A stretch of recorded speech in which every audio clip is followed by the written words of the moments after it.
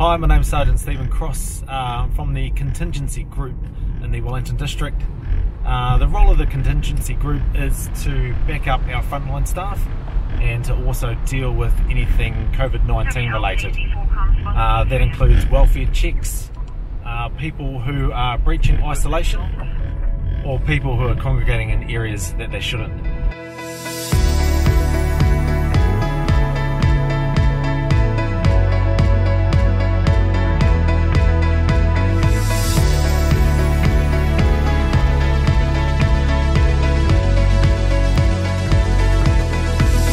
So at the moment we're heading down to Lyall Bay in Kilbirnie, which is a popular surf beach. Just driving around the Island Bay coastline. It's good to see people out walking and biking, but no one hanging out on the beach today.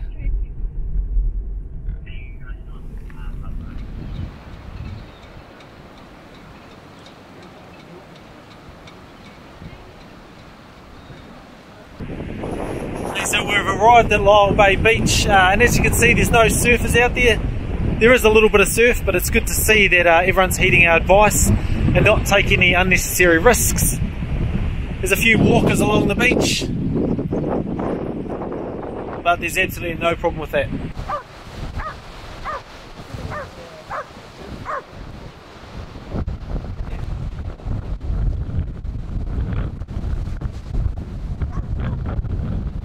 So we're just heading up Island Bay towards Wakefield Park. It's a popular football ground up there where lots and lots of people go and kick the ball around, and I've still been doing it during lockdown. Now, we're not the fun police, but it's really important to take heed of the messages out there to stay home, save lives, but also if people see you down kicking the ball around, that might encourage more people to come around, and we don't want that, as the risk of transmission of the virus goes up exponentially. So as you can see, we've just arrived at Wakefield Park here in Island Bay, and there are quite a few groups here, people with weights doing exercise, and also small groups kicking their soccer balls around. And unfortunately that's not okay in this current environment, so we're going to go have a chat to them and just educate them about what they should be doing. Now, that was really positive down here at Wakefield Park in Island Bay, getting the message across, people not congregating, and just the things like touching different surfaces. We had several people working out down here and stretching against the fences, and that increases the risk of transmission of the virus, so we're just discouraging that type of activity, and everyone was really receptive. I think, Stefan, you had a pretty good response as well? Yes, very good response. Everybody understands where we're coming from, and everybody's happy to abide by our instructions and move on. So, awesome, thank you. Keep doing well, New Zealand.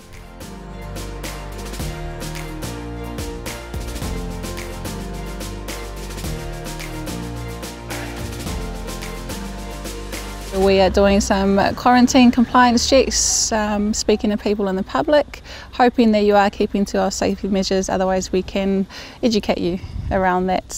Today we are here at the Countdown in Howick, doing a compliance check, making sure everybody's okay. Happy to hear that panic buying has reduced. Don't forget to wash your hands. So here at the Countdown in Howick, I've spoken to the manager on site. I've asked them a few questions, mainly around what precautions they are taking in regards to keeping you safe and themselves safe. They have sanitation stations outside before you walk in, so please do use them. Wipe down the trolleys and the basket handles. If you do, we're asking how many staff are working, and also the operating hours, and making sure that everyone is okay inside.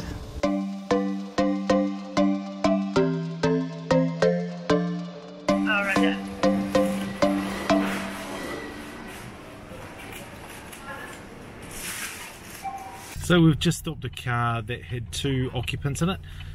Stefan went up and spoke to the driver, and I'll just get him to explain what happened. Yeah, so I just spoke to the driver about what the reason for their travel is tonight, especially the fact that they were both in the vehicle together. The driver's essentially going to go do a shopping trip just at New World and Schaefer's further up the road, and her flatmates decided to tag along. We just try to get the message across to them that the less people travel, the less likely the spread of COVID-19 will be, and we encourage them that if they do undertake any future shopping endeavours, to do so as a single person, because there's no need for the second person to be in the car really. That's it. We just had a chat to a couple of young men, actually tourists from Germany. They got caught here in the lockdown, wanted to do a bit of travelling around, but they've been stuck in Wellington for the last nearly 3 weeks. They were really good to deal with. When we explained what the rules were, they were very apologetic. They asked a few questions about what they could and couldn't do, and Stefan was able to answer that. We've received reports of 10 people currently playing basketball. So we just want to head down there and give them some education about why it's not good to be doing that at this point in time. Reasons being is physical contact between people from different bubbles. If one of them are infected and unaware of it, and the others come into contact with it, touch their face, etc., as you do when you play basketball, it just increases the risk of spreading the virus even further, and we're obviously trying to contain it at the moment. So let's make our way there now, and we'll have a chat after we've spoken with them. So we've just been and gone. We spoke to 6 males over there. 4 of the males turned out to be from one flat and 2 from another. So they thought that it was fine having, given the fact that they just live across the road, to come over and play some basketball. But the fact that they were from 2 different bubbles sort of doesn't make it okay, because now it's just potentially just spreading the germs from 4 people to 6. And that's how we end up with more infections. What I'll get you to do is, if you could just show it to me, that'd be great. Cool, and turn it around as well. Thank you. Is this your vehicle? Yeah. Okay, how many of you inside? Me, my wife and little one. Okay. Yeah, hi. Where are you off to today? Just Pokuringa and feel like another 2 kilometers.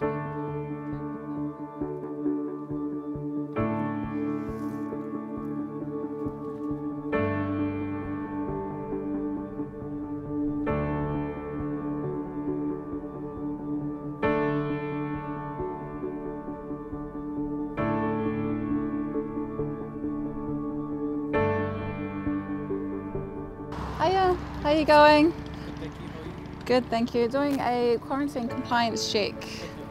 Have you got your licence on you? So tonight we have patrolled around the Howick area. We're going to some reserves and some well-loved spots, obviously Howick Beach Reserve. We're looking for people who aren't complying with the lockdown, i.e. in their vehicles and just hanging out. That is not essential business. And we're all well aware of what we need to do and what we can do and what we can't do. Tonight we've encountered 2 young men who were doing, just as I said, so just chilling and hanging out together, well aware of the lockdown, and unfortunately they don't agree with it. They do not live together and they were not abiding by the lockdown rules or regulations, so we've had to follow them back home and give them some prevention advice and remind them about the rules of the lockdown period. So one of the young men unfortunately is having a hard time with accommodation and really just right now with life, so we are going to make some referrals to our Ministry of Social Development and hopefully we can get some support wrapped around him.